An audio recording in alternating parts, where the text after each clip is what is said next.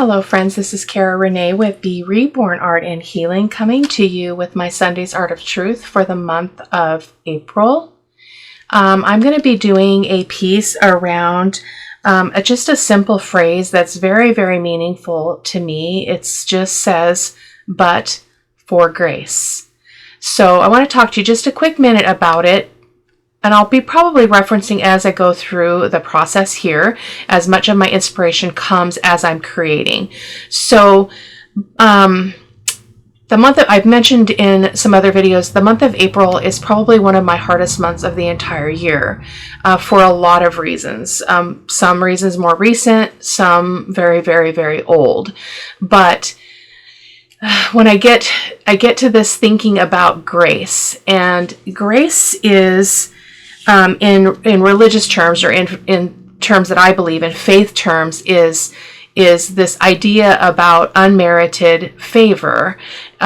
It's for me a concept of care and God abiding with me, God walking with me, Him holding my hand, walking me through my experiences, giving me strength to face the days. Like there were days in my history as a young mother, as I was going through my healing journey, where I literally sat in a rocking chair and said, "Today I will live. Yes, today I will live."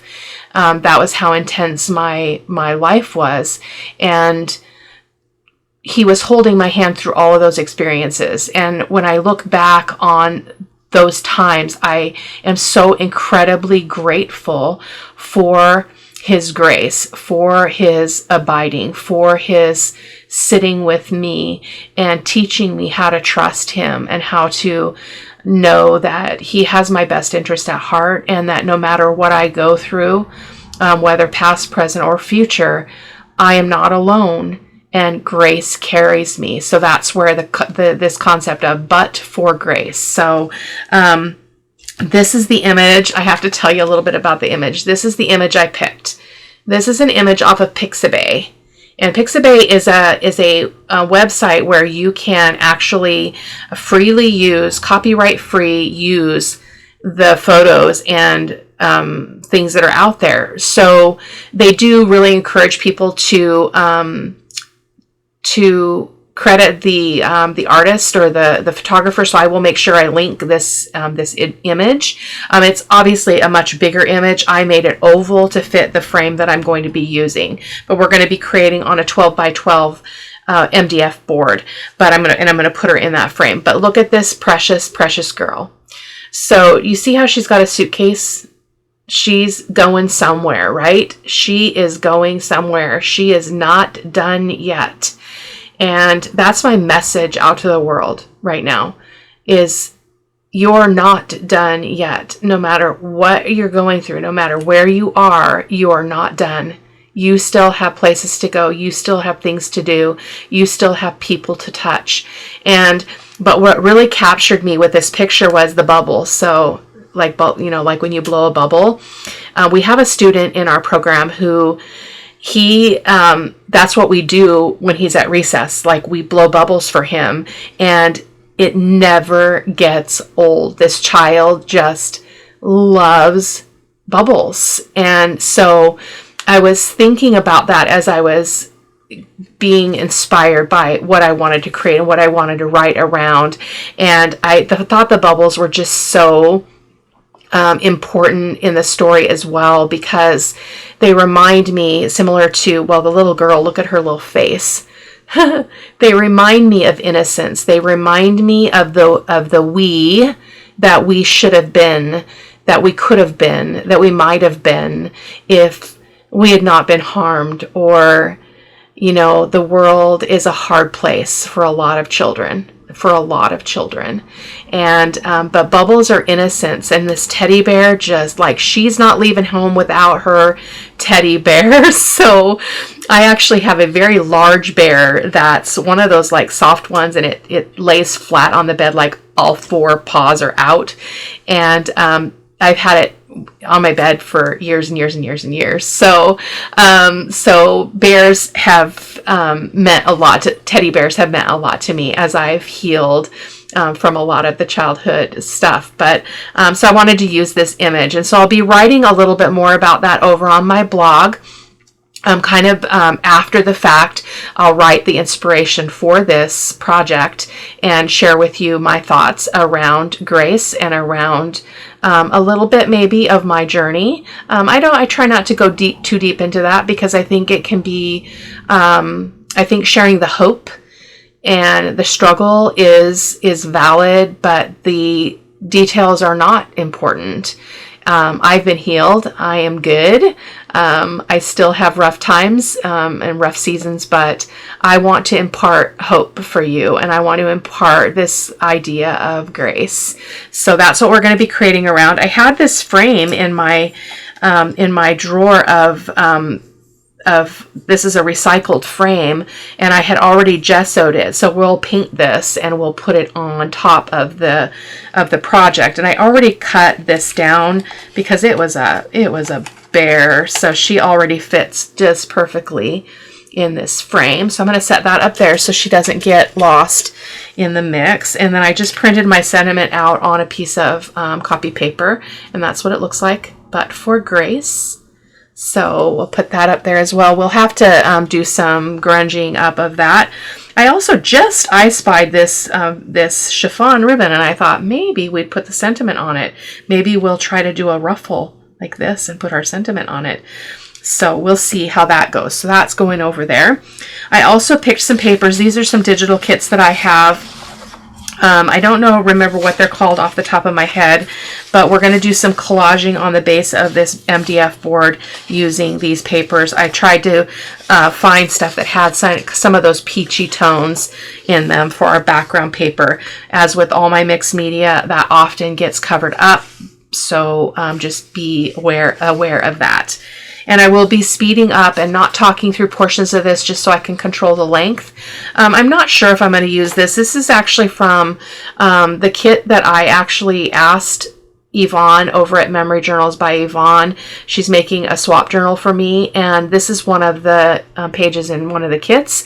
But I thought it might be a fun accent to bring some flowers into the background. So, and it's got that peachy color here in this rose. So we'll see about that.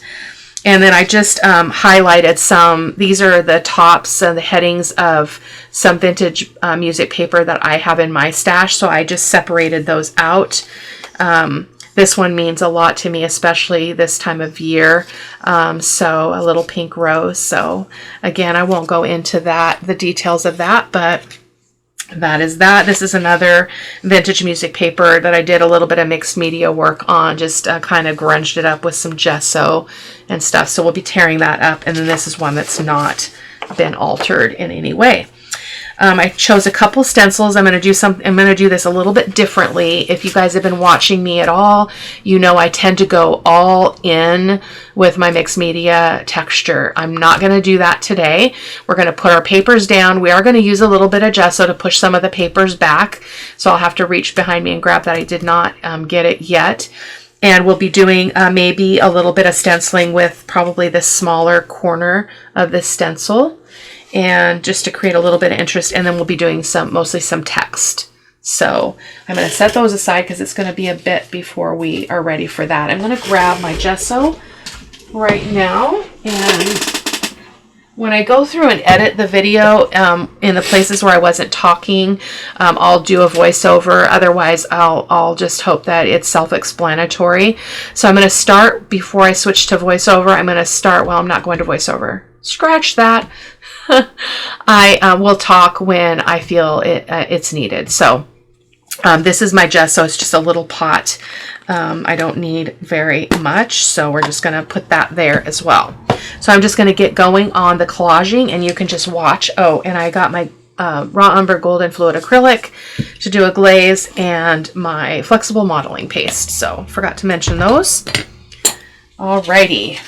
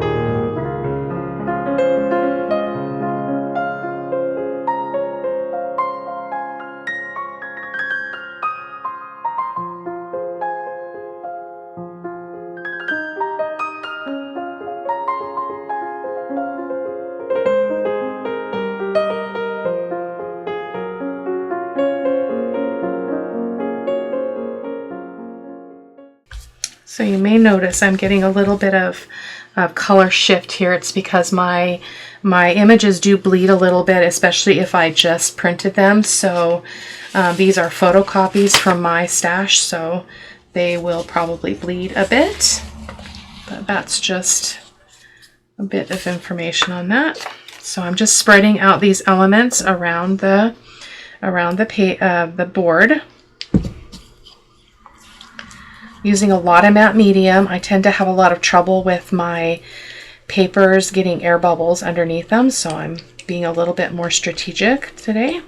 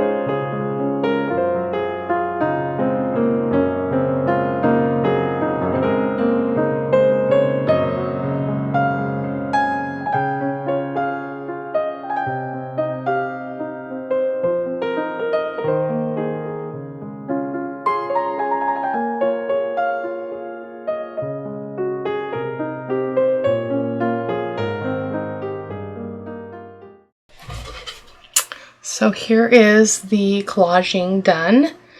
So I'm going to go ahead and dry this really quick, and then we're going to come back and put some gesso and push some of these lines back. What the gesso will do is it will kind of unify all these edges, these sharp edges that are not necessarily all that pretty in this instant. But I'm going to go ahead and dry this, and I'll be right back. Okay, I feel like I can come in with my gesso now. It's not completely dry, but I realized it's not that important that it is completely dry at this stage. So I'm going to just try to move this over, and I'm going to put a little bit of this out on my mat. Okay, I don't need much. We're just going to be using it to kind of separate our, again, unify these lines and stuff. Actually, I think I prefer a palette knife. Hold on.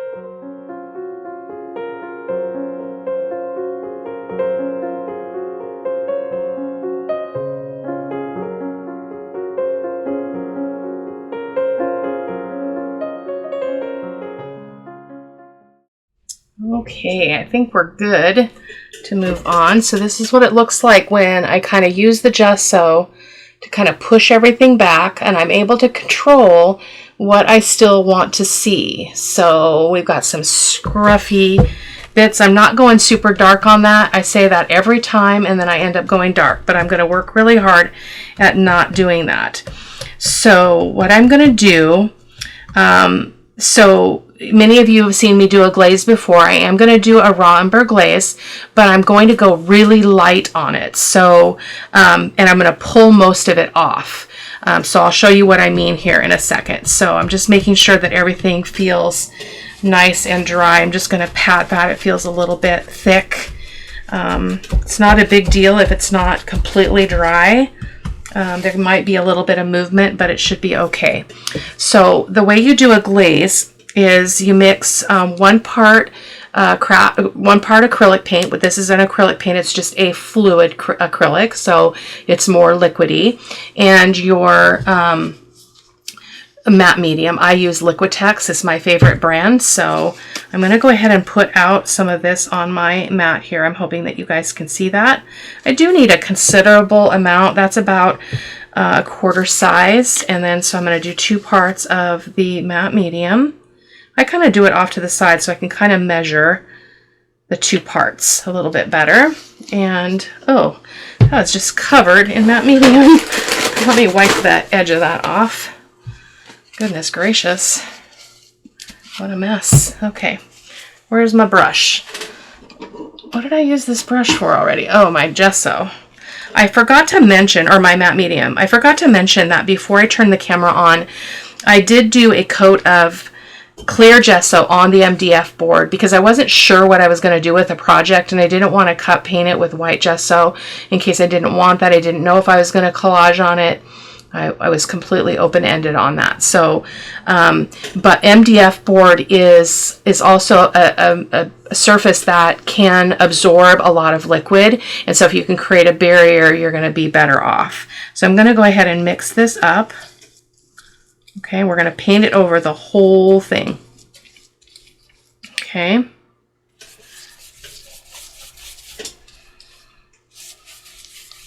I just splashed a bunch of paint. I'm going to grab that before it dries. I have some shelves that sit right there, beautiful white shelves that hold a lot of my supplies, and yeah, it just splashed up on there. Got a little bit of movement of just some gesso, but again, it's not a problem. It's actually going to help this wash be a little bit lighter. Oh, I just did it again. Oh my goodness gracious. It's a work night.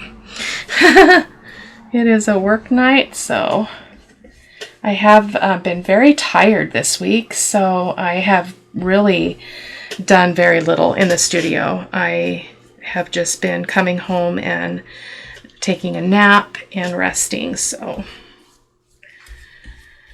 sometimes that's what we need to do, right? To get re-energized and re-inspired. I knew I wanted to make sure I get a Sunday's Art of Truth in this month, so that was kind of the big goal. Okay, so I'm going to set that down. I'm going to go ahead and wipe this up.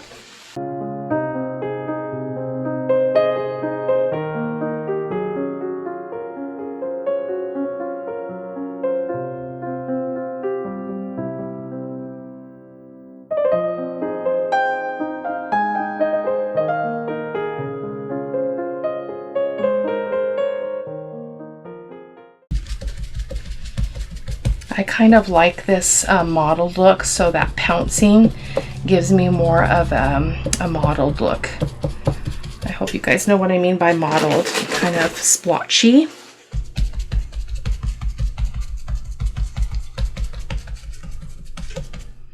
And if you want to bring out some parts more than others, you can go in with your wipe or wet paper towel and kind of lighten up certain areas.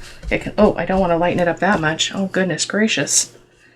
So see the power of that glaze? It's just really incredible. Really incredible. Let's not do that. There we go. I mean, you are limited in some way because you don't want some things to be super bright either, because that would look kind of dumb and like it wouldn't go with what you're doing, but you can kind of play around with that. This feels too light.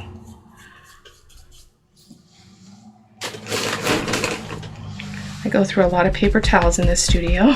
There we go. I'm happy with that. So let me hold this up so you guys can see.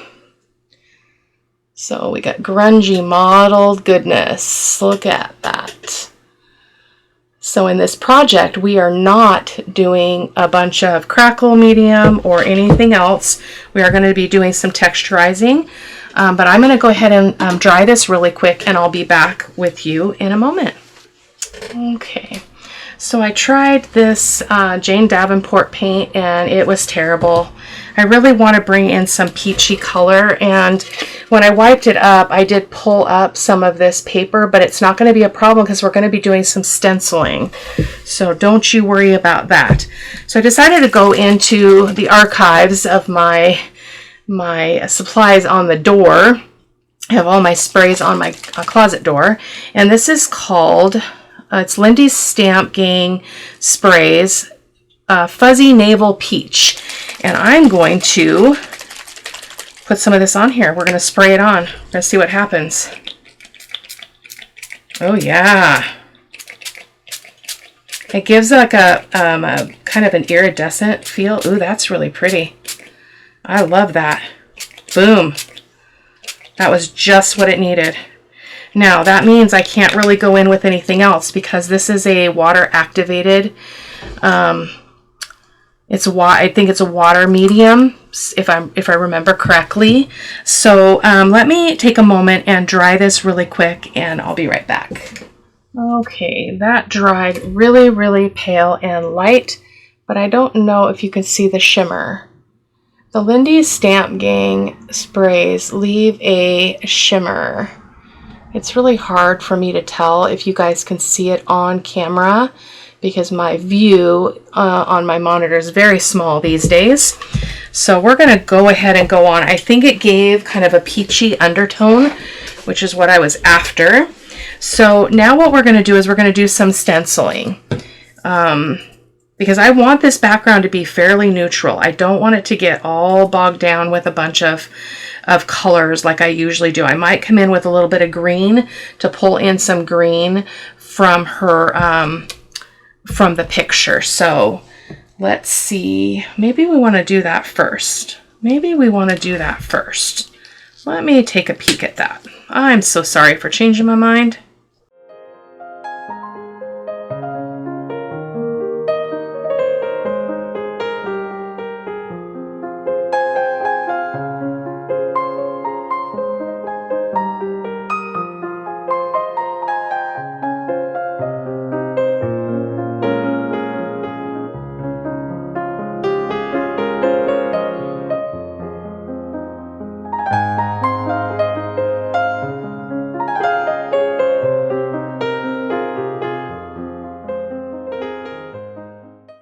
The sap green is very transparent, so it's a really good, a good color and a good product to use for this technique. We're going to be losing a bit of our stuff, but I'm feeling this, so we're going to go with it.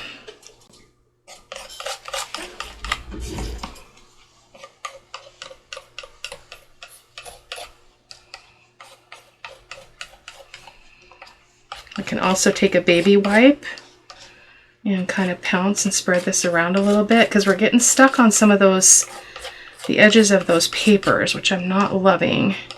So it's making it look really kind of geometric, and I'm not a fan of that. Okay, so let's get a baby wipe and see what magic we can make happen here. Just going to use up that rest of that paint there. Okay, so let's hope that it's not too dried out. I'm just going to kind of pounce. And, oh, that's going to lighten it too and give, oh, I kind of like this look. See how I'm able to move it around a little bit? I was really trying to help that area out that I lifted that paper, so that's really good. This is gorgeous. We are losing our peach though, but it's in the background, it's subtle, so I think it's going to be okay.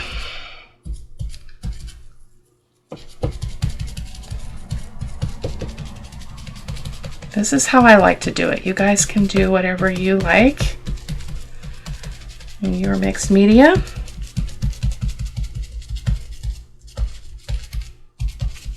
I love it. Let me see if I can show you a close-up. So see what that green did? I think it's very pretty. Still see some peachy bits, which is awesome. Okay, so I'm going to dry this and I'll be right back.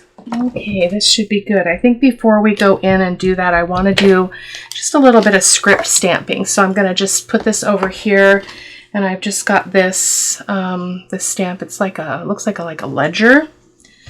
I'm not sure where it's from off the top of my head. I think it's a Stampendous or Ranger stamp. So I'm gonna just get some script down. It's really little, a lot smaller than I thought.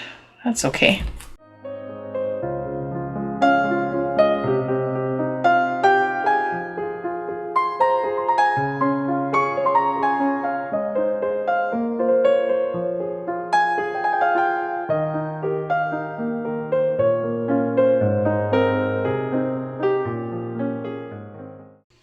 Okay, feel good about that. I'd bring you closer, but it's already hard to see the whole panel. It's almost as big as the view, but here we go. You can see that little bit of black stamping. Okay, so let's do some texture paste. So I want to start with the script. And I've got my Liquitex flexible modeling paste here.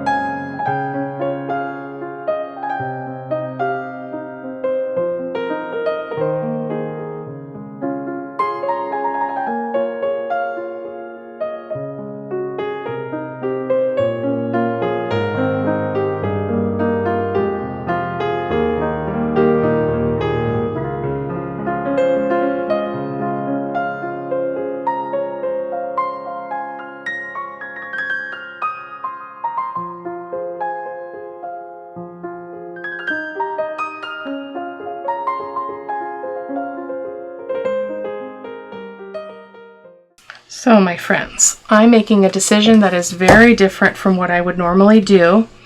I normally do not leave things white like this, but for this piece, I am feeling like the white embossing is the way to go. So I'm going to go ahead and just finish this off. I'm not going to do any more brown. I am going to grab my, pardon me, I'm going to grab my soft pastel. Okay, so this is my soft pastel. So we're just going to go around all the edges of this piece. And what I'm going to do is I'm going to do this off camera. And the reason why is because, number one, I'm going to get my fingers all black with the soft pastel. And I also want to spray this with a fixative before I finish it off. So what I'll be doing off camera is I will be attaching this frame. I'm going to probably paint it. It looks like it's about the same color. I might give it another coat of white. And I'm going to glue the picture on the inside. I'm going to put my sentiment on. You'll be able to see all that in the photos at the end of the video. Sorry, my friends, I'm not sure why I stopped talking there. All the way to the end of the video, there's no audio, so I thought I'd just come back in and just chat with you here a quick second. So I really, no matter how grungy I go on a piece, I love to do charcoal around, or soft pastel around the edges. It frames the piece really beautifully. So again, if you want to hear the inspiration for this piece, or read it rather, you can head on over to my blog at B.Rebornart.com. It will be linked in the description box, and you can check it out. Yeah, so I hope that you enjoyed. Thank you so much for stopping by. See you soon. Bye-bye.